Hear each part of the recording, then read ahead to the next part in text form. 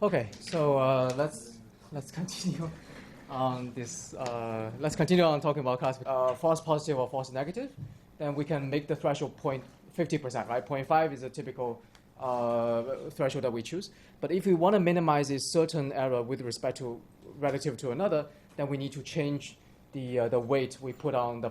We need to change the penalty we put on the different kind of errors, which leads to different kind of threshold, right? So we saw. By the way, a few definitions. Now, we're already familiar with FNR and FPR. Okay? So this is false negative rate, and FPR is false positive rate. We can also talk about sensitivity. Sensitivity versus specificity. Okay? Specificity. Now, it's just more definitions. They are the same, very similar idea. Basically, sensitivity is equal to 1 minus FNR, okay? And the specificity is equal to 1 minus FPR. Sorry, okay. So remember, FPR is false positive rate, the probability of falsely declaring that something is true when it's actually not true, right? When falsely declaring is 1 when it's not 1. So specificity is really the probability that when it's actually 0, the probability that you correctly identify it as 0. So that's a specificity. Sensitivity is about when it's truly 1, the probability of correctly identifying it to be 1, right? Okay. So from last time, we ended up with having this curve. Remember? So this curve is about as we change our threshold, moving the threshold from 0.5 all the way to 0, we have a declining FNR, right? So this blue line is FNR, false negative rate. We're doing the credit card. Remember, the example is credit card classification, default rate. Okay, so you want to predict the default status of a person, and for the credit card company, what you really care about is FNR, right? You don't want to classify somebody to be a person who is not going to default when he or she is actually going to default. So you'd rather make FPR. FPR means that person is not going to default, but you say, hey, he or she is going to default. That's FPR. If you make an FPR for the credit company, it's okay. You just simply maybe issue one less credit card. But if you make an FNR, then that's when you really incur financial losses. So you really care about FNR. Now, it turns out that at the threshold of 0.5, the FNR is way too high, right? It's close to 70%. The 70% error rate, of course, is not tolerable from the perspective of the company. So we can decrease our threshold. And as we do that, the FNR decrease. And you can see that on the other hand, right, there's always a price to pay. So the price to pay here is the FPR, and the total error start to increase like this. What is the best point? Okay, what is the best threshold? There's no such thing as a best, because it's up to essentially the company. The company has to decide how much I value the FNR, right? So we tried several values. When we decrease our cutoff, decrease the threshold from 0.5 to 0.1, we're able to lower the FNR from 70% all the way down to 30%. When we further decrease it to just 1%, then we are able to decrease the FNR to 3%. As a price to pay, our total training error increased to 25%. Okay. So if the company feels that this is a trade-off that that they are willing to take, then this is 0.1% is good. If it's not willing to take such a trade-off, then maybe we can do the 1%, 10% instead of 1%, right? Okay. Now this brings us to this ROC curve. Okay.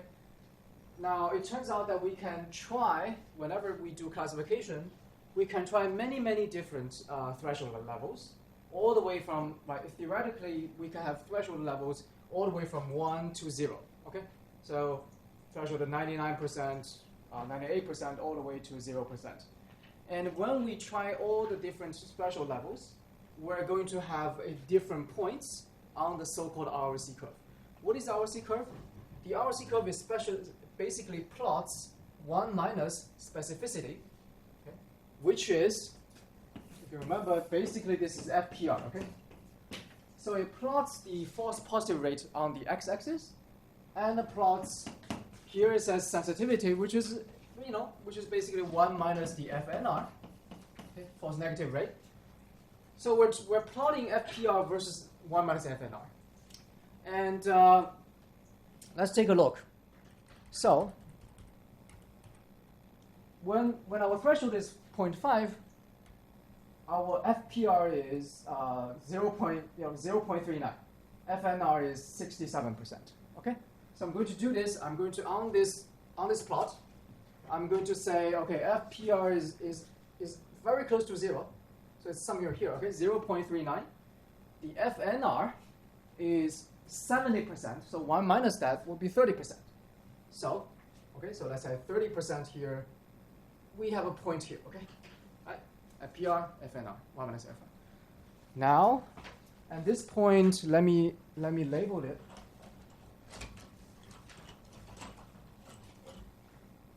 So remember, this point corresponds to a threshold level of 0.5. Okay. Let's go to 0.1. For 0.1, our FPR is 6%. So okay, so now we are somewhere 6%. Okay. 6%. FNR is 27. So 1 minus that will be 70%, right? Close to that. So we're somewhere here. Okay. So this is 0.1. Our cutoff is 0.1. And finally, 1%. The FPR now becomes 26%. So you go from 6 to 26 is somewhere here. Okay. And the FNR is 3. 1 minus that is 97. So it's all the way up here, right? All the way up here. Okay, so let this be 1. So 97 somewhere here. Okay. All right. So this is 0.01. So as you can see that when we vary the threshold level, we end up with different places on this plot. Okay. On the FPR versus 1 minus and FNR plot. Now, if we change the threshold level continuously, then what will the curve look like? We end up having a curve that looks like this. Okay, and this curve is called the ROC curve. Instead of my drawing, this is a better graph. But you can see that as we change the value of threshold, we can have a plot. We have a line like this. What is the significance of this line? Well, this line tells us how good our classifier is, regardless of the situation the application we have in mind. What does that mean? Think about it, right? What is a good classifier? For the classifier to be good, we want two things. We want very low FPR, and we want very low FNR. Okay, right? So we want both rate to be low. Now, when FPR low, remember this is FPR. So ideally, we want our classifier to be somewhere as close to 0 as possible here. Now, we also want the FNR to be low, and this is 1 minus FNR. So I want the FNR to be as low as possible. So ideally, we want our classifier to be close to this corner as possible. This corner is the best, right? Because this corner is 0 FNR and 0 FPR. It's never going to be realizable. Okay, it's not going to be, but we want this to be as close to this corner as possible. So let's compare two different classifiers, okay? Suppose this is a logistic regression, right? Logistic regression. Now, I may have a different kind of model, a different kind of method that will give me a curve like this. Right? So this is another kind of model, another method, or another model. So, which one is better? Which one is better? The yellow one obviously is better, right? Because everywhere it's closer to this corner. Okay? Now, how about let me just give you another one, right? Another one that looks like this, that may look something like this. Okay? Right. So the blue one. So we have a blue one that looks like this. Now, compared to logistic regression, the blue one is better or the logistic regression is better? That depends on what the threshold level is, right? Now, and what determines the threshold level? The purpose, the application. Because you should choose your threshold level according to application, right? In your application, for example, if you're a credit card company, then you care more about FNR than FPR. For some other application, you care more about FPR than FNR. So threshold, the optimal threshold level depends on the application. So in this case, for some application, this logistic regression is better than the blue one. For other applications, the blue one is better than logistic regression. So how do we evaluate the two? Like if I just have to declare one is, if I just want to determine which one is better overall, how do we determine which one is better overall? If I do not know what application it's going to be used for, I just want to know which one is better overall. Well, there's a simple way, which is calculating. So let's go to this logistic regression. Okay, focus on this one. So I'm going to simply calculate what is the error, like the total area beneath this line. Now this area, the larger this area is, the what? The better or the worse? The better, okay? The larger this area, the more it hugs closer to this corner. So it's better.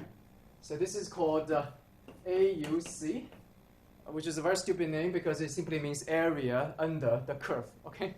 Right, so AUC, all right? So the larger the area, the better. Now, if we use that criteria, then we can compare something like the blue curve, okay, and the logistic regression. So for blue curve, we can similarly calculate its AUC, and we can say, okay, which one is larger? The larger one will declare that is in general, that is a better classifier. Even though we don't know which application it's going to be used for, overall, we can say it's a better classifier. So this is a popular way of comparing different kind of classification methods. Okay. Right. Now, the other thing that if you haven't noticed so far is that when I'm doing this credit card default example, I first fit a logistic regression. Okay, so here's what I'm doing. I fit a logistic regression here, and then what do I do? I make a prediction. Here's this, okay? So I simply look at the result of logistic regression, and I use this logistic regression to predict the value of each y in the same data set. So what I'm doing is, look, so this is my data. I fit a logistic regression on the data, and then I make a prediction on each data point. And then I calculate the error, right? What is the FNR, what is the FPR? Now this may not be the best thing to do. Why? Because I'm making predictions on the same data that I use to estimate the model. So I'm doing the prediction on the training data. In other words, right? I use the training data to estimate the model, and I make the prediction on the training data. Like we said in the very beginning of this course, this can lead to somewhat erroneous or unreliable estimate of the true error term, right? Because the true error is more dependable if we use a dedicated test data set to test how well your model performs, rather than doing the prediction on the same training data. Okay, so that's what we're going to do. That's why if you look at my slides here, it says overall training error rate. So now, let's do this, okay? I'm going to split my sample into a training data and into a test data. I'm going to fit the logistic regression model on the training data, and I'm going to see how well it performs on the test data. Okay? And using that performance to give me a better estimate of FNR, FPR, and the overall error rate, right? In terms of coding, this is what we do. We have we have 20,000 data points. I'm going to randomly select 2,000, which is 1/10 of the overall sample. Randomly select those things as a test sample. Okay. So out of my training data, I'm just going to randomly select data and put them in the test. Okay. And what is left is called training.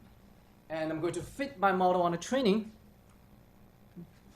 I fit the logistic regression model now on the training data.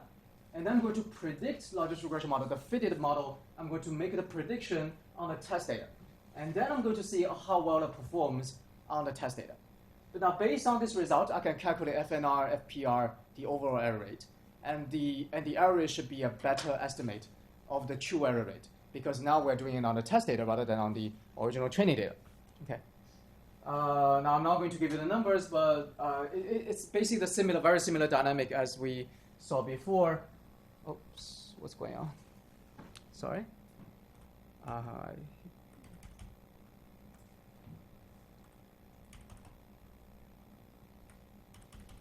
There we go, okay.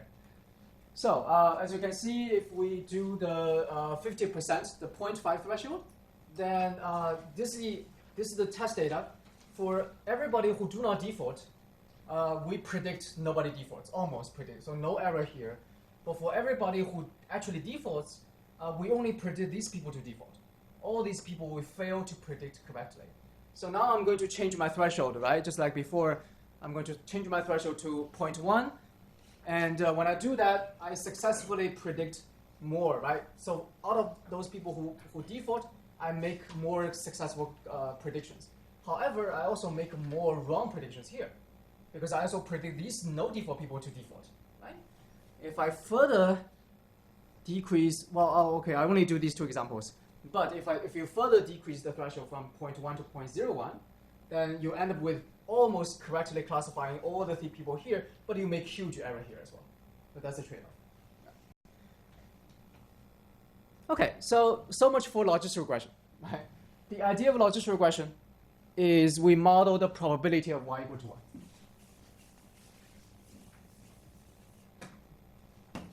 So y has true value 0, 1.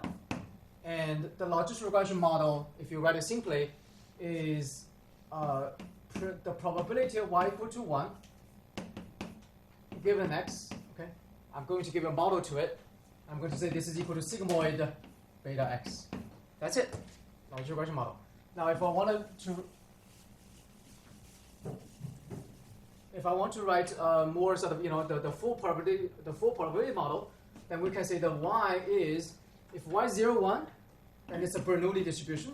Okay, Bernoulli distribution with this p. So this p is here. Okay, so that's the full probability model specification. If y is not 0, 1, if y is the sum, okay, it's the sum of many different individual yi, each y is a Bernoulli. In that case, y is a binomial, right? A binomial n and p, okay? And each p is a sigmoid beta x. I hope you'll understand that right now. Next, I'm going to discuss a completely different way, different method. This method is also used for classification, but it doesn't give you a model at all. So this is like a modelless method, right? The method has no model whatsoever. It's a similarity-based method called k-nearest neighbors. Actually, we talk about nearest neighbors in our very introduction. Okay, the very first introduction, we talk about nearest neighbors. Remember, if you recall,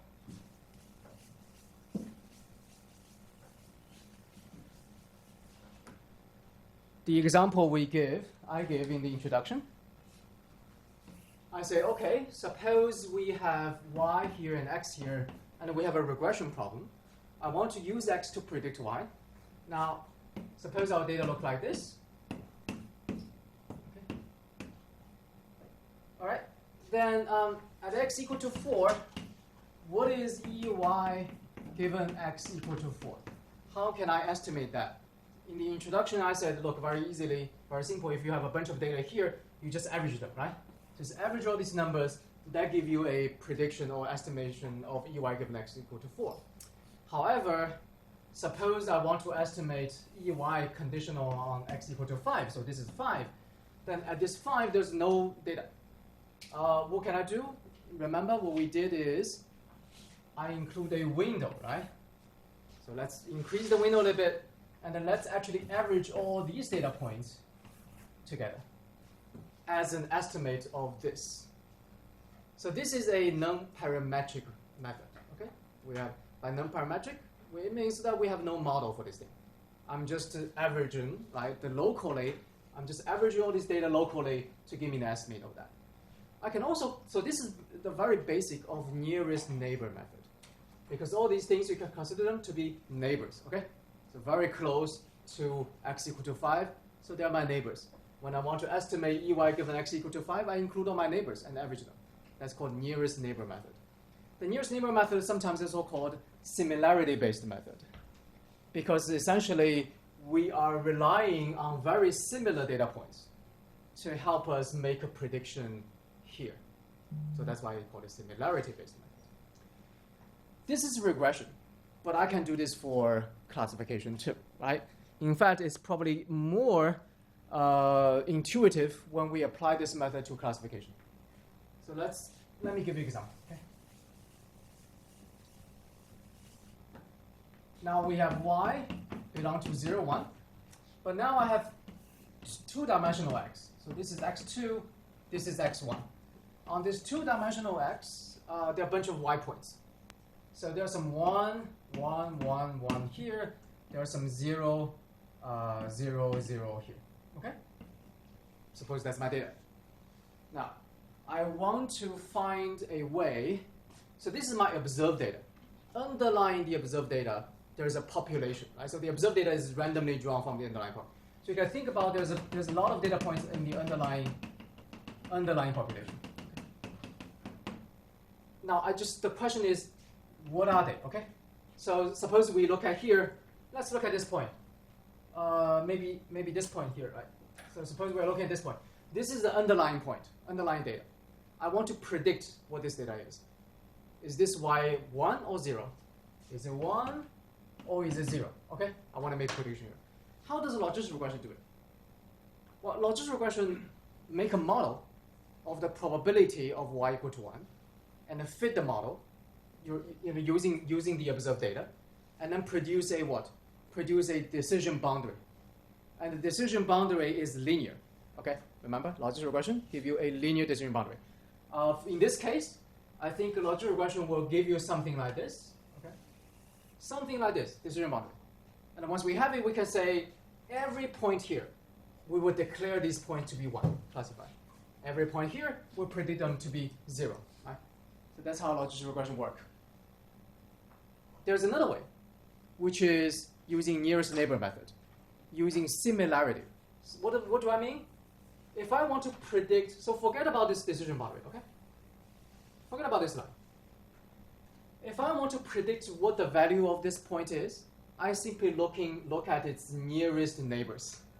If its nearest neighbors are 1, like in this case, right? 1, 1 here, then I'm going to say I predict this point to be 1.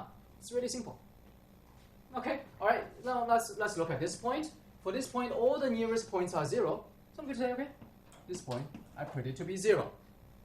So that's nearest neighbor method. It's extremely simple.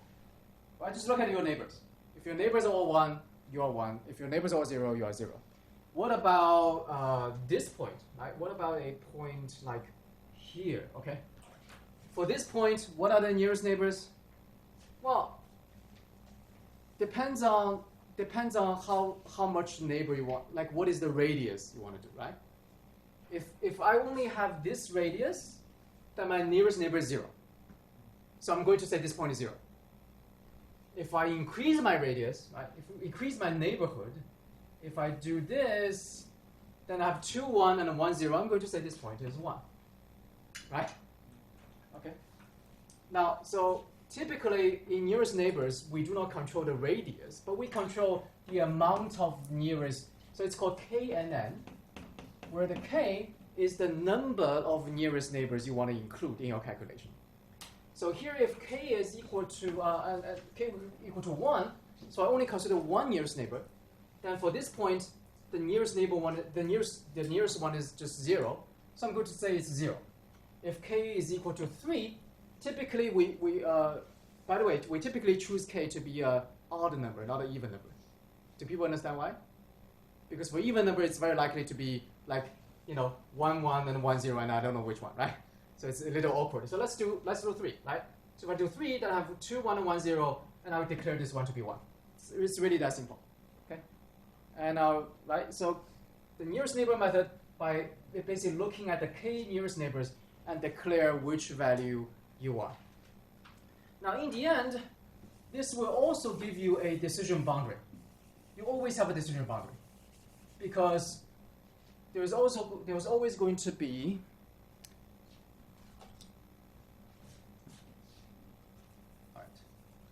okay. So what is the decision boundary in this case? Well, suppose k is equal to 3. Then at every point, I'm going to look at the 3 nearest neighbors. And for this point, it's 1, okay? And maybe for this point, it's also the nearest neighbors. For this point, is 1. For this point, it's also 1, right? But what about this point? For this point, the nearest 3 neighbors will be this, and this one. So this point will be 0, but this point will be 1, right? So you can see that as we change our position slowly, our prediction will go from 1 to 0, because increasingly more and more neighbors here are all 0. So we end up with a decision boundary 2. It's just that it's not linear anymore. Okay, it's hardly linear. It's just a neighbor like this. It's very hard to draw, but it's essentially the boundary where on this side the nearest neighbor still shows that this is 1, but on this side the nearest neighbor becomes 0, the majority. And then we produce a decision boundary like this. Okay, it's no longer linear because it's not a linear model, but we're going to generate some kind of decision boundary. Okay. All right. Now take a look at this case in which we also have 2-dimensional x, and here y is either blue or yellow. And if we do k equal to 3, then at this point I'm just looking at these 3 neighbors, right? In these 3 neighbors, the majority is blue, so I'm going to declare this one to be blue. Okay. Now in the end, this is going to be our prediction. So if I do this for every point in this space, then I'm going to predict all these points to be blue, all these points to be blue, and all these points to be yellow and or orange. I don't know, But as you can see, that this will be our decision boundary. Okay, that separates them. So does this method make sense? I hope it makes a lot of sense to you, right? The ideal is, let's talk about why it makes sense. Okay, why does it make sense? Why does it make sense to do this nearest neighbor kind of thing? First of all, the analogy of nearest neighbor to something like a parametric model, like a logistic regression model, versus a non-parametric nearest neighbor kind of model. One analogy would be, think about in real life. Suppose in real life I want to predict, let's talk a little bit about politics, right? So if I want to know if you are in American politics, people are either Republican or Democrat, mostly. Some are independent, but yeah. So suppose I want to predict whether a person is Democrat or Republican. There are 2 ways. The first way is to model the determinant of a person's political leaning. So I can say, okay, income determines whether a person is Republican or Democrat. Education level, the gender, whatever, right? So work experience. So there are many, many variables that can influence or predict, you can use to predict a person's political party. And if you use all these variables and build them into a model, you can do a parametric model, like a logistic regression model, and then use it to predict whether this person is Republican or Democrat. But there's also another way, which is you forget about modeling. I just look at this person, where this person lives, and I look at all his neighbors, right? And here the neighbor doesn't really mean where the person lives. I can also look at his father, right? The person's father, the person's mother, all the relatives, and the person's neighborhood where the person lives. If all of them are Republican, this person should be a Republican. Very high probability, right? If your mother and the father are all Republican, you are likely to be a Republican. If your mother and father is Democrat, you're likely to be a Democrat. And the same can be true for almost, for lots of things in real life. If I want to predict your income, I can, of course, look at your education, look at your work experience. I can also look at where you live and the income of people who live around you, right? That also shows your income, right? It's also a good way to predict. And that's the nearest neighbor method. You can think about that. So why does it work? Okay, why does the nearest neighbor method work? The answer to that question is the same as the answer to the question why you can go to where a person lives and look at the neighbor and predict, or why you can look at the person's father and mother and predict. The underlying reason is the same, which is in real life, many things change slowly and smoothly and not continuously and do not have a sudden break. So if everything around you, if in real life, if you live in a high income community where everybody's high income, it's very unlikely to suddenly have a low income person out there. Right? So in a sense that income distribution on the real map tends to be somewhat continuous in a sense, okay, at least in a certain radius. If we look at the regression problem we were talking about earlier, so if this is y, this is x. All right. Now, if I want to estimate EY given x equal to 5, I can use all these neighbors to help me predict this point, because I believe, essentially my belief is, look, this is EY, so this point is EY given x equal to 4. This point is EY given x equal to 4, 5, 6, okay? Right? My underlying belief, the reason why I can use these points to predict this point comes from my underlying belief that the function is continuous and smooth. Because if it's not, if the function is discontinuous, like if the function is like this, and it just suddenly jump to here, and it suddenly come down again, like this, then the neighbors don't mean anything, right? So the nearest neighbor method works because in most cases, in most applications, or in most situations that we ever encounter, the underlying relationship is continuous and rather smooth. Based on this belief, we can use nearest neighbor method. Right? Just like similarly in real life, we believe that for most situations, the underlying relationship changes rather continuously and smoothly. You're not going to have a sudden, right? Sometimes there's outlier, but most of the time it's a rather continuous process. So in that case, we can use your neighbor to predict who you are.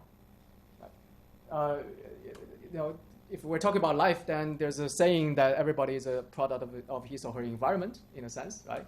Of course, there are people who come out of the environment to be a very different person.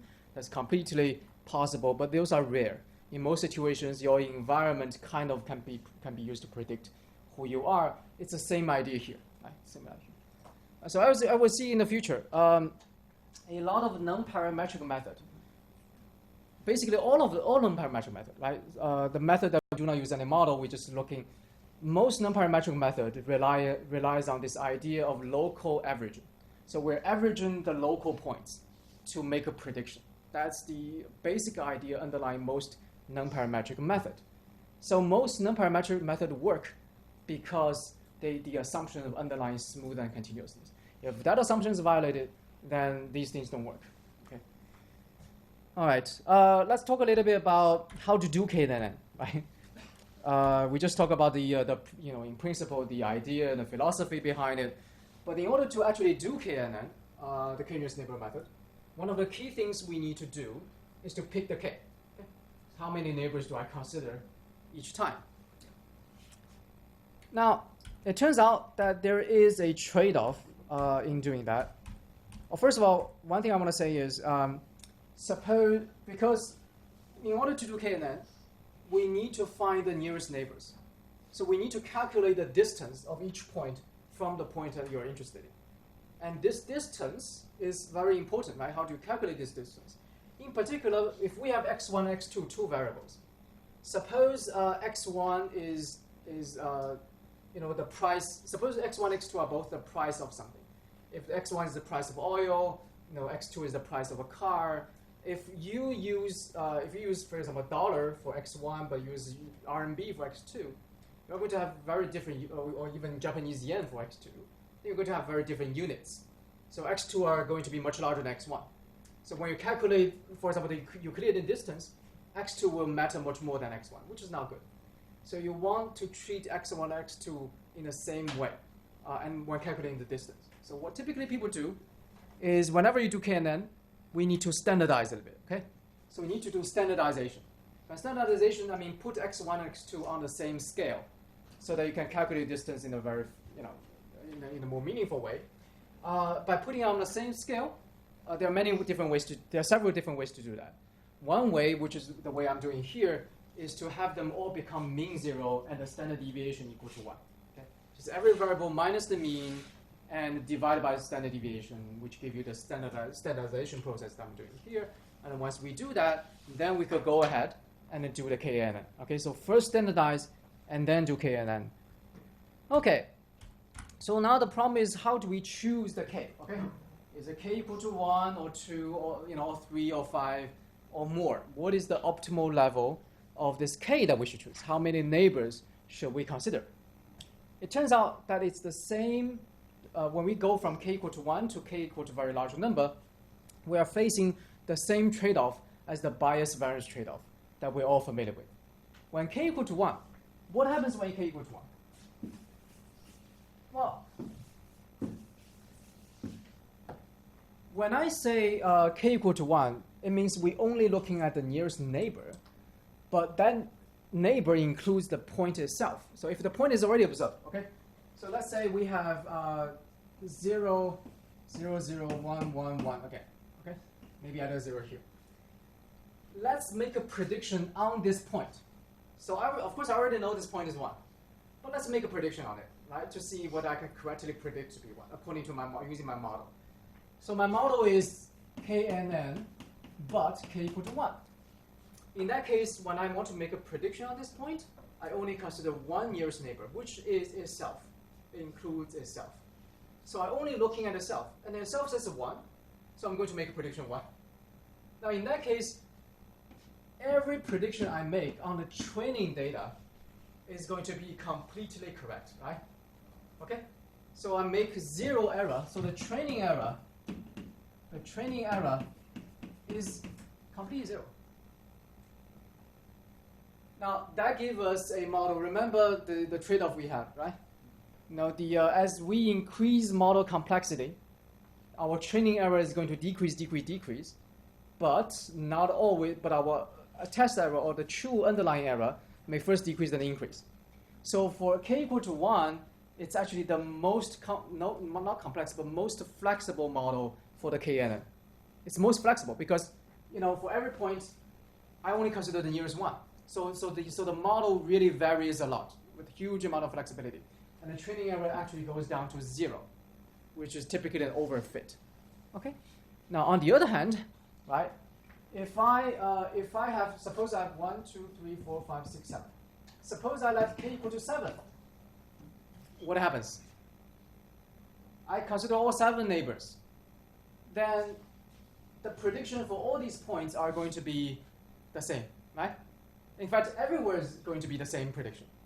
So I have 1, 2, 3, 3, 1, 4, 4, 0. So I'm going to predict every point to be 0 here, because I'm just considering all of them all the time.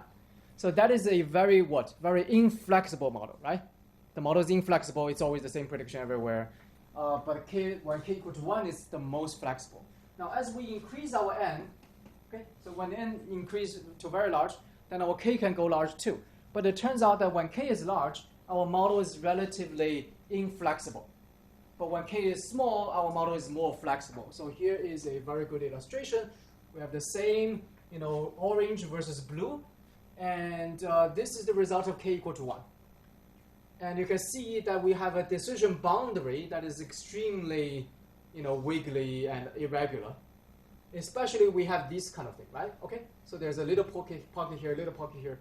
Why do we have this particular pocket? Because I only have one neighbor. So here is the observed point that is blue. So the little pocket around the blue point will all be classified as blue, leading to a very irregular looking pattern. Now, on the other hand, if we have K equal to 100, so that we always consider 100 data points, then we end up with a decision boundary that's closer to linear. So it's very inflexible already. Right. So that is the trade-off, okay? So as you go from, so we can draw this line where this is 1 over K. So when it's equal to 1, so when this is equal to 1, it means K equal to 1. As we go in this direction, K become larger and larger. We can think about K, if you go this direction, you can think about K as becoming smaller and smaller and smaller. So when K becomes smaller and smaller, the training error will go down like this, because k equal to 1 is the most flexible. Okay? So when k goes down, our training error will be drawing down and down and down. But our optimal point is somewhere here because this is the true out of sample error. So we will be able. So our goal is to find this point. This is the optimal k, not k equal to 1. Of course, also not k equal to 100. That would be too big. Okay. So typically the optimal k is here at this in the middle point. So how do we find it out, right? Now we will talk about how to do this later on when we finish this lecture and we go on to talk about model selection and regularization and the cross validation. Then we'll talk about how to choose the best k. But the basic idea is very simple. You just try. Let's have a training data and let's have a test data. Okay. And on the training data, I'm going to fit all the different kind of kn with different levels of k. And then let's go to the test data to see, which one give you. On the test data, it will show up something like this. So we'll be able to pick the best k. Okay. In fact, in that case, it's called a validation data set, but we'll go down to those details later. Okay. So parametric versus non-parametric. Now, the parametric KNN is a non-parametric method. It's similarity based. It's model free. There's no model. Okay, complete non-parametric. So non-parametric methods could be great if we are able to. If there's some conditions associated that make non-parametric methods work. Now, one of the key issues that we said in our introduction. Remember, we already touched upon this issue, right? In order for non-parametric methods to work well, we need to have large data relative to the dimension of our variables. So if your data is not enough, or if your dimension is very high, it's all the same thing, right? Then your data become really sparse in the dimension, then your neighbors are really far away. In that case, your nearest neighbor method is not going to work very well. So in other words, the nearest neighbor method suffer from the so-called curse of dimensionality. So whenever dimensionality go up, then it's much harder to work. Okay? You can try this yourself, right? Just generate a simulation. So for this homework, if you're interested, just do some simulations, right? Generate a bunch of points in high dimension, in some 10 dimension, 20. So let X be a 10 dimension, 20 dimension, 100 dimension, right? And let the dimension be 100 and generate some data points. Let's say generate 1,000 data points, and see if you can use KNN for that method, okay, for that kind of data. You'll find it's almost impossible to do well. Okay? So it'll give you very bad predictions for that purposes. So you try this yourself, right, to see how much as you increase your dimension and fix the n, how much the performance will worse, okay, as we do that. Now the other thing that's often called a downside to these methods is computational cost. Okay, so basically in order to do KNN, we need to store all the data. Every time we make a prediction, we have to go back to all the data in order to make a prediction. So that have a lot of cost on data storage and have a lot of cost on computational cost because you have to calculate the distance. What do I mean? Let's look at this. Actually, let's come to the regression example. Okay. So let's again. All right. So in this regression example, right, if I want to predict EY given X equal to 4, whatever, right? I want to make a prediction here. Suppose I use KNN, K nearest neighbors, and then let K equal to 10. Okay. So I'm going to include 10 neighbors every time I make a prediction. Then suppose this is X equal to 4. How should I make my prediction? Well, I should find the 10 nearest neighbors, right? So 1, 2, 3, 4, 5, 6, 7, I don't know, okay, 8, 9, 10, okay, suppose. So in order to do that, what do I need to do? I need to have all the data, okay, right? So I need to have all the data in order to find out the 10 nearest neighbors. And then I need to calculate the distance of each. So I need to have all the data. And then I need to calculate the distance of each point to the point I'm interested in order to find out the nearest neighbors, and then make a prediction. All right. What about linear regression? When we have a linear regression and we want to predict what happens at X equal to 4, what do we do? Do we need all the data? No. We begin with all the data, right? You always begin with all the data, and then you fit a linear curve, right? So the linear curve tells you y hat is equal to 1 plus 5x, so that's your estimated model. And then once you have this, you can use this estimate model to make prediction every time you are given a new x. So how many data points do you need to store? You only need to store 2 parameters. Okay, just 2, right? 2 parameters, and you can make it prediction every time. But in order to do KNN, you need to store all the data. So that every time I give you a new point, like I give you a new point here, you have to go back to all the data and try to find out the 10 years neighbors. So that's the storage. Now we're only dealing with like 10 data points here, but imagine you have a lot of data points, right? Then this storage cost and computational cost could become pretty immense, right? Very quickly. Right? So you can think about this as another side of the curse of dimensionality, or once you n. Oh, sorry, that's a different issue. I'm sorry, but when n is large, KNN suffers from this problem. When n is small, KNN suffers the curse of dimensionality relative to the dimension of the variables. And finally, there is no interpretability, because like I said, if I want to predict whether you're Republican or Democrat, if I build a model, say how your education, etc., all these variables, how do they predict your political party, then the result is interpretable in the sense that once I have the result, I can say, okay, looks like income determines a person's political party, or at least influences a political party, right? It's correlated. But if I do KNN, what can I say, right? There's no insight. I can only say, okay, your neighbors are mostly Republicans, so you're a Republican. But there's no insight into why you are a Republican. In other words, your model does not have interpretability. That's also a major downside of nonparametric method. Okay. All right, we will introduce more nonparametric methods later in this course. So KNN is only our first model. Okay, so we're ready to leave the safe confines of binary classification. So far, we have only talked about y is 0, 1. It's a binary classification problem. And now let's try to be a little bit more ambitious, okay?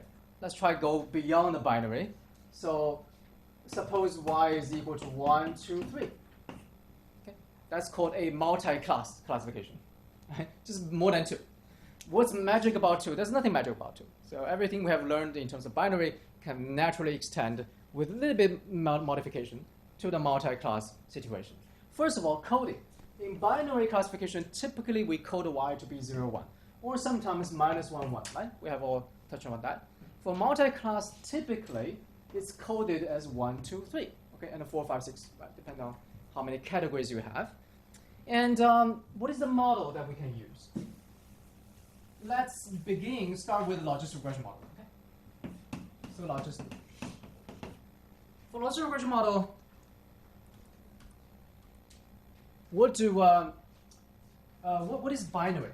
In binary, we have the probability of y equal to 1 is equal to sigmoid beta x. Okay? That's our model. But what is the probability of y equal to 0? Well, that's just 0. Right? Oh, sorry. No, I'm sorry. That's just sigmoid. Correct? I can write this way, right? Remember, what is this? E to the beta x, 1 plus e to the beta x. No, I cannot write this. Okay, I'm sorry. So it's y equal to 0 is going to 1 plus e to the beta x. Right? So I should say 1 minus, right? Let's just write this way. Okay, it's a better way to write. All right. So what can we do in multi-class? If our y now is 1, 2, 3, can I naturally extend this idea?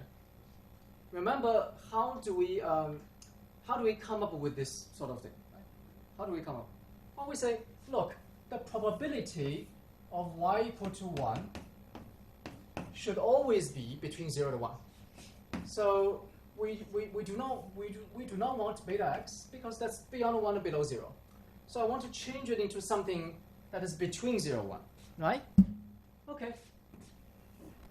And that's our sigmoid. So that's how we come up. You can think about that as how we come up with the sigmoid setting. Now, y has, by the way, if the probability of y equal to 1 is between 0 and 1, then it's guaranteed that the probability of y equal to 0 is also between 0 and 1, because this is 1 minus. Okay? Very simple. Now, y is equal to 1, 2, 3. So let's try to find out what is y. How do I do probability y equal to 3? Can I say probability y equal to 3 is equal to sigmoid beta x? Can I do that? Now it's a little bit tricky, because if I do this, then yes, sigmoid beta x is still between 0 and 1. But right now it's no longer sufficient to guarantee this thing is between 0 and 1. Right? If the probability y equal to 3 is between 0 and 1, the total probability can still go beyond the 1. Right? Because we know. Suppose I say, okay, let's imagine this, okay? Suppose I say probability y equal to 3 is sigmoid beta 3x, okay? And then I say probability y equal to 2 is equal to sigmoid beta 2 prime x. And the probability y equal to 1 is 1 minus these two, okay? Now, can I do this? No, because this only guarantees that this one is between 0 and 1, this one is between 0 and 1. But these two together could be more than 1. So we want to find a function that guarantees that every one is between 0 and 1 and the sum of them is 1. Right? So I want to design a function that do this for me. What does that function look like? How do I design a function such that every probability, every class, so this is called a class, okay? Or category or class. So every class or every category is between 0 and 1, and the sum of them has to be 1. How do I design a model like that?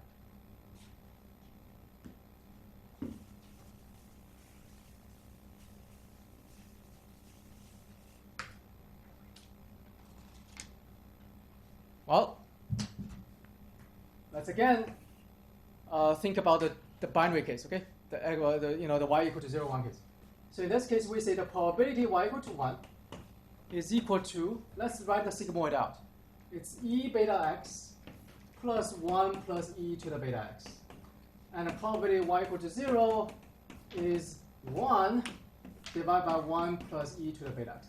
Now what I'm going to do is I'm going to say this is beta 1, meaning that this is the beta associated with this probability. And I'm also going to define an e beta 0, okay, x. What is this beta 0? Beta 0 is the beta associated with this probability. Now, I'm going to write,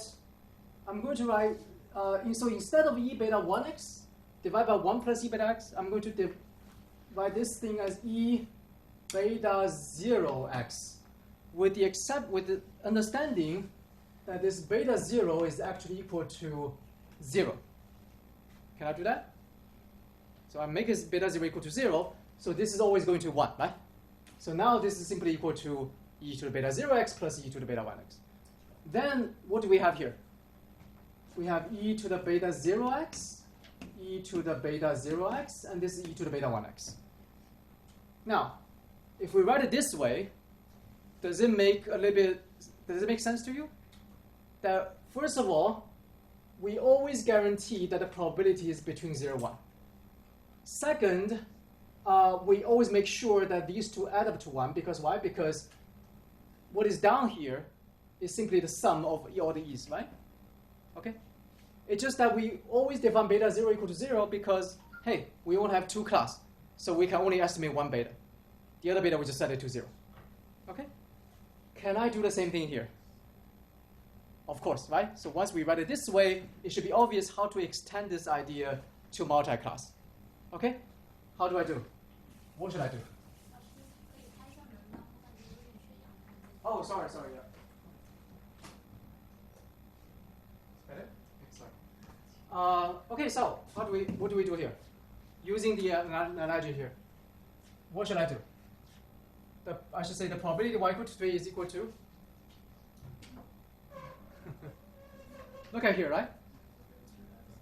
E to the beta 3x. Here I would say e to the beta 2x. Here is e to the beta 1x. But what do I divide them by? The sum of them, okay? Very simple, okay? Very good. E to the beta 1x plus e to the beta 2x plus e to the beta 3x, and all of them should be divided by the same thing. Now, if we do this, then we guarantee that each one is between 0 and 1, and we guarantee that all of them added together equal to 1. Okay, all right. So what is this function called? Well, this is called sigmoid. Now, it turns out that we have a new name for this function. So this function is called the softmax, okay? Just another name. It's actually improperly named, but it's called a softmax function. So for multi-class logistic regression, we use the softmax function to define the probability of each choice. For binary, the softmax becomes a sigmoid, okay? All right, now one more thing I haven't really touched upon, which is I have 3 probability, yes, but I can only estimate 2 beta. The other beta I will not be able to estimate. Do you know why? Because they're not independent, right? Once I estimate 2 probability, the other one is always going to be 1 minus this and 1 minus this. So I can only estimate 2 of them. One of the beta I have to not estimate. So I can always, so let's suppose, okay, suppose I do not estimate beta 1. In that case, I can always set beta 1 equal to 0. Okay?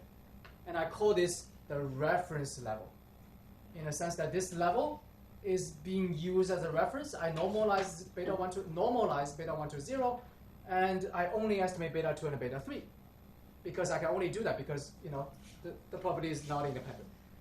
Exactly the same idea in binary, right? In binary, we can write it this way, but then I can only estimate one of the betas, because the other probability is just 1 minus that. So what we do in binary is we set beta 0 equal to 0. Okay?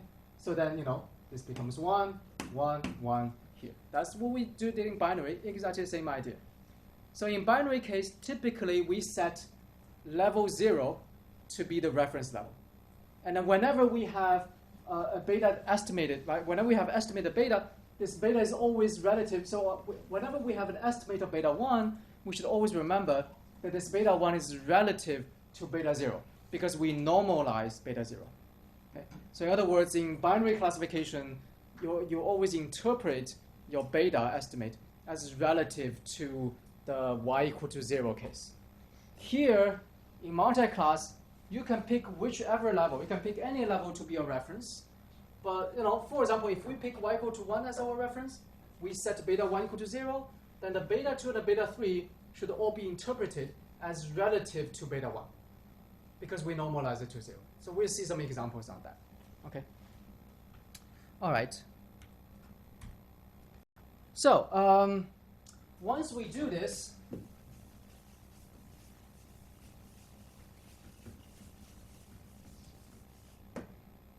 remember in binary, again in binary, if we assume that probability y equal to 1 is sigmoid beta x, then we can always write log probability y equal to 1 divided by probability y equal to 0 as exactly beta x. Okay. In fact, if we write it as beta 1, and if we write probability y equal to 0 as sigmoid beta as beta 0x, right? If we do that, then this this larger function should always equal to beta 1 minus beta 0x. But the beta 0 is being normalized to 0, right? So it becomes beta 1x. Okay? So that's the way to novel way to understand. We have exactly the same relation in multi-class logistic regression. So in multi-class, we always have the log probability y equal to j relative to the log probability y equal to k, 2 different class, will always be equal to beta j minus beta k x. Okay, so always be that. If we define using the softmax function that we did before. All right. If the k is equal, if we use level 1, if level 1 is reference, okay, then beta 1 will be equal to 0. In which case, if we write log probability y equal to j divided by log probability y equal to 1, then we end up with just beta j prime x, because beta 1 is equal to 0.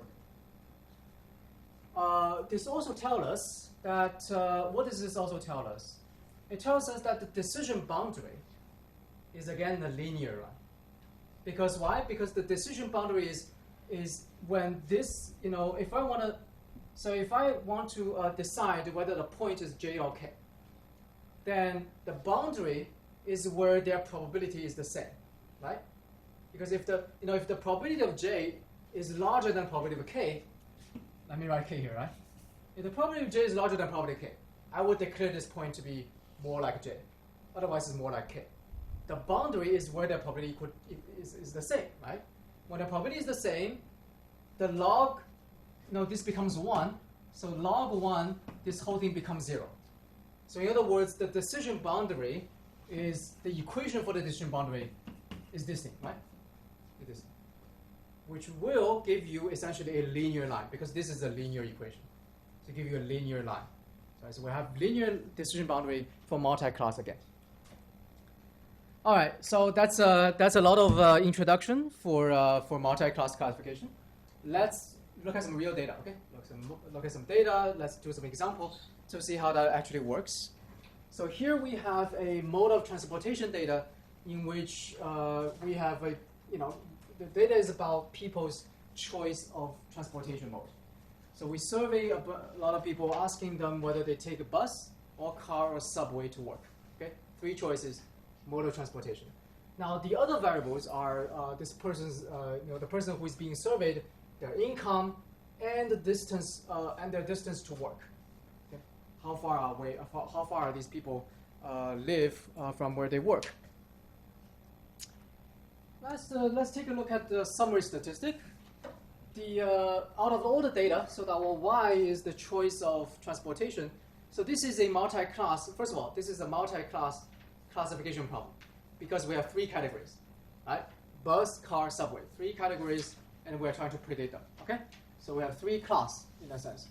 Now, if we look at the y, then we see that in the data, 50% people take subway, by far the majority. 30% people drive, 20% people take the bus, right? Relatively breakdown. If we look at people's income, then you can see that the people who drive has on average the highest income. Subway the second. The bus people have the lowest income, right? If we look at distance, then the subway people have the longest distance. Car has also long distance, but bus typically is shorter distance. Okay, so that all make a lot of sense, right? In terms of data. If we plot them, now it becomes much less clear because all the data is everywhere. But this is income, and this is distance. I'm sorry. So the 3 different colors are the 3 different are the people who choose the 3 different mode of transportation. So the first thing is, it's really hard to do this classification problem. This classification problem is extremely hard to do because it's not clear where the boundary is, right? You see, you have car people who have very low income. You have and then you have bus people, and then you have subway people who have very low distance. Okay, so it's everywhere. But you can see that in general there are maybe some patterns, right? So the car people on average has higher income, and the subway, the blue dots on average has longer distance, right? Just like we saw in the summary statistic. So there are some patterns, but it's going to be extremely hard to classify because they're all mixed together in a sense. Okay. Just some more plots, right? Now what I'm going to do is I'm going to do logistic regression. If you do this in R, it's actually very easy. We use a command called a multinom command, multinomial. Why is it? It's a logistic regression. Why is it called multinomial? Just like the binary case is called a binomial. Here we have multinomial distribution. I'll talk about this in 1 second, right? But it's multinom y as a function of income and distance. Okay. So here is our estimation results. How many parameters do I have? I have 1, 2, 3, 4, 5, 6. Why 6 parameters? Why?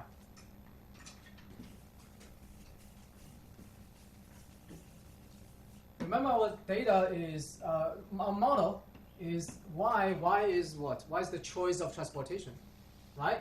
And then basically I have income. So I will call income x1. I will call distance x2. These are my only two variables. And I'm trying to use these two variables to predict the choice of transportation.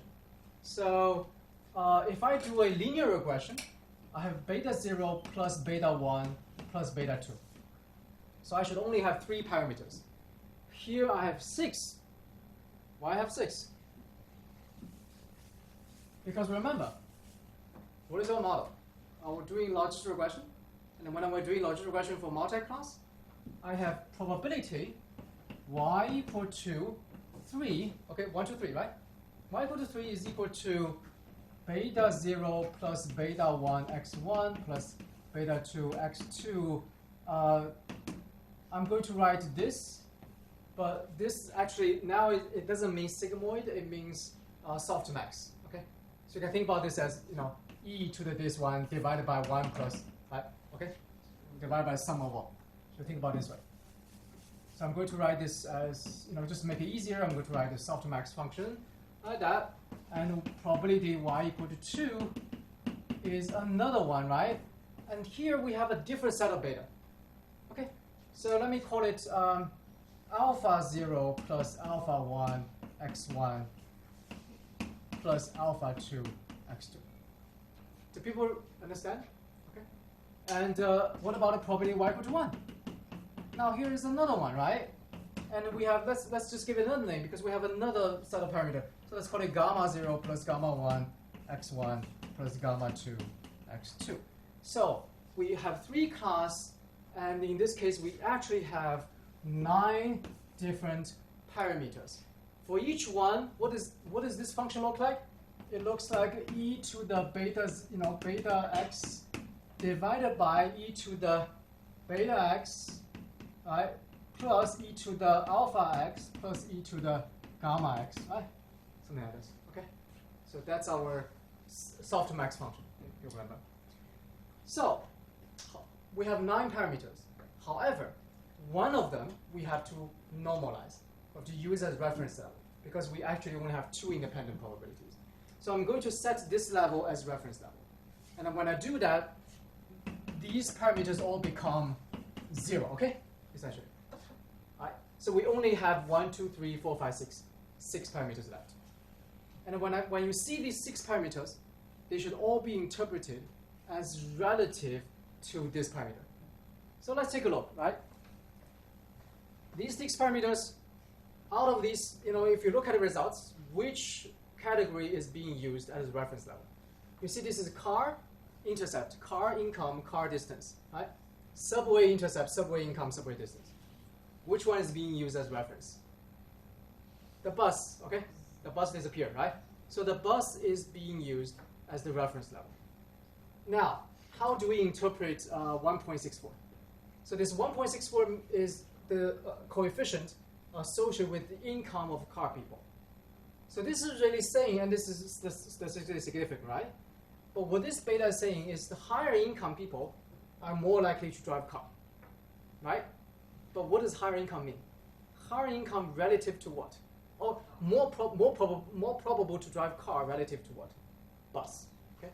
So it says that as your income increases, as income goes higher, you are more likely to drive car relative to bus, because bus is used as the reference level here. All right.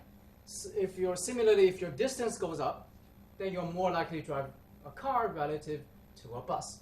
Now, for subway, it's the same story, right? Subway says if your income goes higher, you're more likely to take the subway relative to bus. It doesn't mean relative car.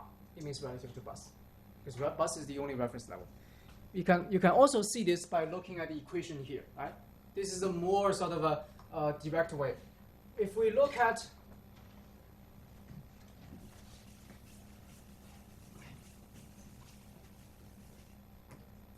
because our model is like this, we can always turn this model into something like this. Okay, we can always say beta 0 plus beta 1 x1 plus beta 2 x2, which is this part, is equal to what? Is equal to the log probability of y equal to 3 divided by the probability of y equal to 1, where 1 is your reference level. Okay? Remember, because this thing is equal to the difference between the beta, but this reference level, the beta is 0. So then what is ever left is this equation. So in other words, let's take a look at the estimate here. Intercept minus 18. Income is 1.64. Distance is 2.93. Together, this line, right, this linear line, which is this one, okay, minus 18, 1.65 number. This linear line is the log probability of car relative to the probability of bus. Now, similarly, if we take these three parameters, okay, minus 8.5, 0.7, 3.7, if we take these three and write the equation like this, then this tells us the log probability of subway relative to bus. What is the probability of subway relative to car? It's very simple. Simply minus these two, right? Take this equation minus this equation. That gives you the probability of subway relative to car. Right? Now, what this line also tells you, remember, look, this is what? This is a single line. Okay, this is a straight line. And this straight line is the decision boundary. It's the decision boundary between car and the bus. Because when this boundary is equal to 0, okay, so when this linear line is equal to 0, that's when the car probability is the same as the bus probability. Right? If this is larger than 0, we say it's more likely to be car than bus. If it's smaller than 0, it's more likely to be bus than car. If it's equal to 0, car and the bus are equally likely. So this is the decision boundary that separates car and the bus. What about this one? This one is the decision boundary that separates subway and the bus. If we use this equation to minus this equation, then we get a decision boundary that separates the subway and the car. So altogether, we can have three decision boundaries that separates all three choices. Let's plot them together, right? So this is the summary, okay? So the decision boundary between bus and car is our x prime beta car, because beta bus is equal to 0. So this is our decision boundary for car and the bus. This is our decision boundary for bus and the subway.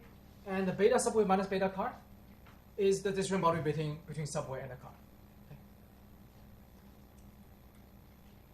So we can plot them, okay? Let's plot the three. What we're doing here is income here, distance here, and I'm drawing three lines. What are the three lines? It's the three decision boundaries. Okay. So this blue line is, this yellow line is bus versus subway. So this line is this equation.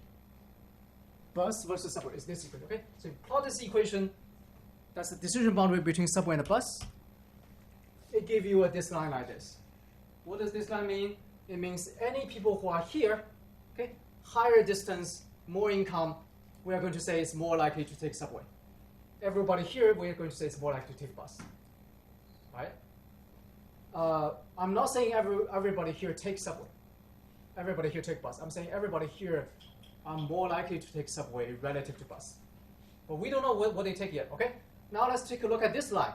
This line is bus versus car. So everybody here is more likely to be car, and everybody here is more likely to be bus. Now for this line, same thing, it's subway versus car. So everybody here is more likely to be car, and everybody here is more likely to be subway. So let's combine them all together, okay? Which one is who is taking car, who is taking bus, who is taking subway? Okay. For this line, let's see. Right. So for this line, subway versus bus, people here are bus. People here are more bus relative to subway. For this, it's bus versus car, so people here are more likely to be bus. So who are the bus people? The bus people is this area, right? What about this area? This area is definitely what? It's definitely car. And here, it's all subway. Okay, you can figure it out, right? Figure it out. Because this line separates bus from car. There's nothing to do with subway. Here it's more subway. From this line, it's more subway. So this whole area is what we'll predict to be subway. So our final prediction is something like this. Okay, this is our final prediction. Now, this is the original data, but we're going to predict everybody here to be bus. We're going to predict everybody here to be car, and all these people are predicted to be subway. So that's our final prediction from the multi-class logistic regression. We have essentially this decision, this is our overall decision boundary, but it comes from the 3 independent decision boundaries, right? So one boundary here, one boundary here, one boundary here, but based on those 2 boundaries, we can make this final partition of our X space, declare everybody here to be car, bus, and a subway. Is our prediction good or not? It's not that good, because the original data is very, very hard to do anyway, right? You can see that, for this region it's pretty good, because this region is mostly, it's true that mostly bus. But for car, this region, yes, have a lot of car, because car is this red thing, but here we have a lot of car too. But you do see that, relatively speaking, this region has the most green points, okay, the subways. So, it works to some degree. It's not the cleanest classification, but you can say that this data set is impossible to cleanly classify, right? All right, so that's a fun exercise in classification. Now we are nearing the end of this lecture, but let me ask you a question, which is, remember, so this is how you do prediction, right? How about let's do a prediction, let's do a counterfactual prediction, not just a prediction like this. Remember in my introduction, I mentioned the idea of counterfactual. Counterfactual prediction meaning let's predict what will happen for a scenario that has never happened in the data before. Right, so it's counterfactual, right? So in my introduction, I said, suppose you're looking at a data set in which there's no taxation. And then suddenly I say the government is going to give you a new tax on this item. What will happen to the market? So it's never happened before in the data set, and that's how you do counterfactual. So now let's do some counterfactual simulation here, right? The prediction. The prediction is I ask you what will happen if, for example, let's take away one of the options. So, for example, the government bans car, okay? No more cars on the road. Or maybe the subway is shut down forever. Right? For whatever reason, suddenly there's no subway. What happens to people's transportation choice? Now, we can think about it in 2 ways, right? You can think about, suppose you have a data in which that come from a city in which there's no subway. So people only have car and a bus. And you try to predict what happens if I install a subway system. That's also a counterfactual simulation, prediction. We're just doing the reverse, right? We have all 3, but let's predict what happens if there's no subway. How do people choose car versus bus? All right. First of all, you can think about what will happen in reality, right? But let's take a look at this logistic regression model. What does this model predict if there's no subway? Well, let's go back to the result of this model, right? This is the result of a model, okay? So our model has these 2 equations is essentially our estimate. And this equation says, look, the probability between car and a bus is governed by this equation. The probability between subway and a bus is governed by this equation. And the probability of subway versus car is simply the minus, right? Simply the difference between these 2 equations. That's our result. So if we take subway away, now this thing no longer exists. There's no subway versus bus anymore. If we take subway away, there's only a car and a bus, right? But look at the equation that governs the relationship between car and a bus. Does this equation change if you take subway away? Do people's income change? Do people's distance change? No. If you take subway away, the income is the same, the distance is the same, this equation remains the same. In other words, the probability of car versus bus stays the same, whether you take subway away or not, right? So whether there's a subway or not subway, the car versus bus is the same. In other words, let's take a look at the decision boundary here. In other words, what we're saying is this decision boundary of car versus bus only depends on the x variables, only depends on the income and the distance, and does not depend on whether there's subway or not. If there's subway, we simply add 2 more decision boundaries. If there's no subway, these 2 decision boundaries disappear. We only have car versus bus, only 1 left. So if there's no subway, what does our model predict? Very simple. We will predict everybody here to be to be car, and everybody here to be bus. It's actually very simple, right? Okay? So that's what we do. So if you do the counterfactual prediction, then this is our result. Okay. So we will say everybody. Oh no, not this one. I'm sorry. Yeah, it is this one. Okay. Yeah. So this is the original boundary, meaning originally this is subway, this is bus, this is car. Now our counterfactual prediction is everybody here is car and everybody here is bus. So we only have this decision boundary left. Does this make sense? That's the question. The question is this counterfactual prediction make sense? Let's take a look at some statistic, right? Okay, so with subway, we predict, our logistic regression model predict 22% people take the bus, 31% people take the car, 50% people take the subway. So that's with subway, okay? The prediction of the logistic regression model. Without subway, our logistic regression model predicts 62 people take the car and the 38% people take the bus. In other words, just look at the graph. So we predict 62%, right? This is 62% of the people. We predict all these people take the car, and all these people, only 30% take the bus. Okay? Is this reasonable? Let's think about of all the 50% of people who took subway, right? When we have subway, 50% of people take subway. Now if we take away subway, where do these 50% people go? Well, 30% of them go to car. 20% of them choose to take the bus, right? So the majority of subway people take the car, according to our prediction. Again, is this reasonable in real life? Think about in real life, is it reasonable? You have a city in which originally 50% people take the subway, 20% people take the bus, 30 people drive. If you take away the subway, this model predicts the majority of subway people will drive it. Okay, we start driving instead of taking bus. Do you think that's reasonable? Why? Most people get their own car to drive. They don't have a car to drive. Okay, now that's a very good answer, right? They don't even have a car, so they have to go out and buy a car.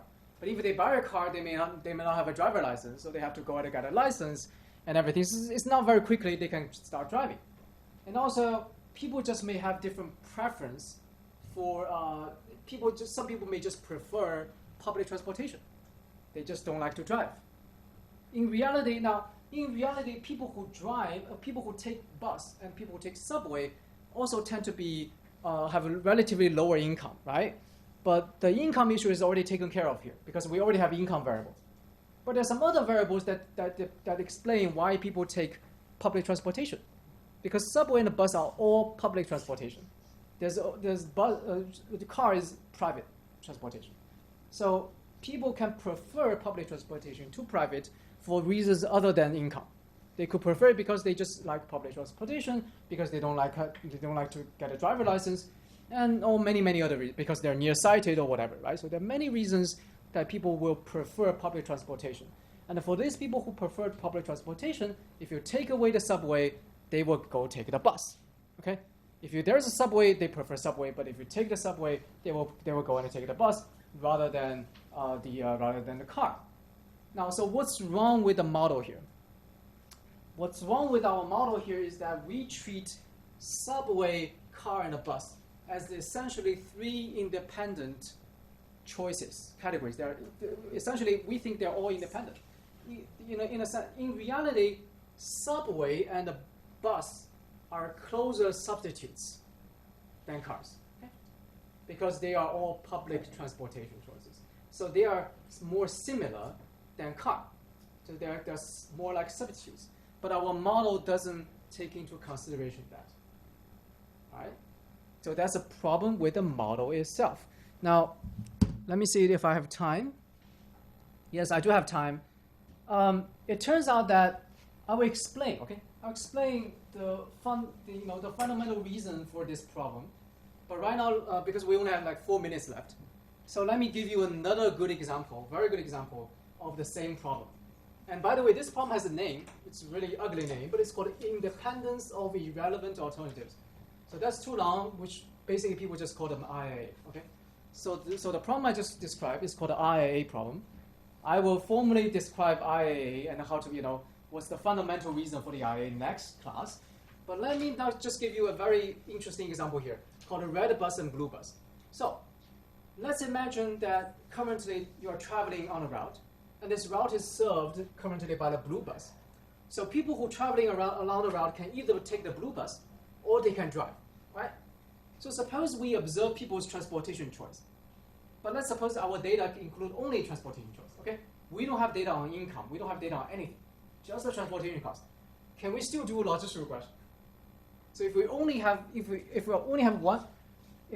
y variable, there's no x variable. The y variable is people's transportation choice, blue bus or car. Can I do logistic regression? Can I say the probability of y equal to 1 is some kind of model? Well, yes, I still can. I just fit a constant, right? Right? So, if I have an x, I can say it's e to the beta 0 plus beta 1x divided by 1 plus, So right now, no x, it's just equal to beta 0. That's a constant model. I can do that. If I do the constant model, what's the implication? Remember, with the x, it's a log of probability y equal to 1 divided by log probability y equal to 0 is equal to beta x, right? So with x, it's like this. If we only have a constant, then this is the constant, right? So a constant is basically the log of probability of one choice versus another. It's very simple. So let's say I observe 40% of people take the blue bus, and 60% people drive. Then immediately I have log 40% divided by log 60%. That's our beta 0. Okay, so this is our model. Okay, this is our logistic regression model. It's extremely easy. It's constant only. Now, what happens when so this equation is our logistic regression model fit.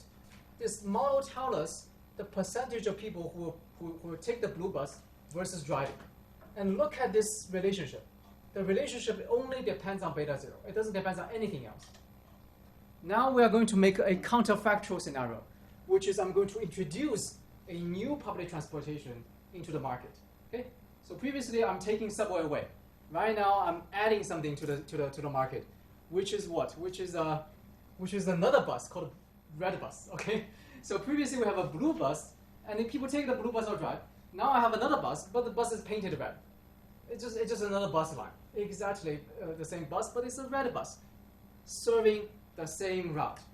Now I'm the government, so I ask you to help me predict how many people will take the red bus, how many people will take the blue bus, and how many people will take the will drive. Okay, will drive.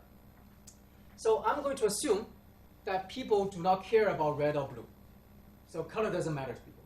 So it's pretty safe to assume that the probability of people taking red bus versus the probability taking blue bus should be equal to 1. All right.